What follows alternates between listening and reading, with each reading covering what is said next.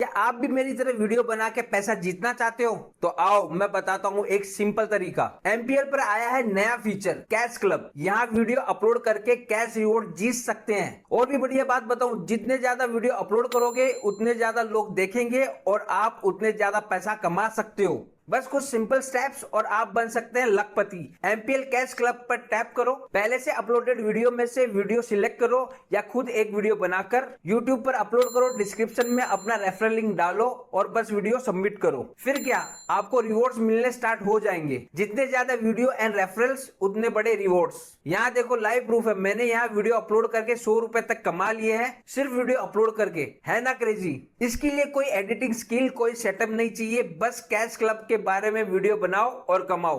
बस एक बात का ध्यान रखना, डिस्क्रिप्शन सही से कॉपी पेस्ट करना वरना वीडियो अप्रूव नहीं होगा। तो आज से ही शुरू करो, एमपीएल ऐप खोलो, कैश क्लब टैप करो और पहला वीडियो अपलोड करो और कमाओ।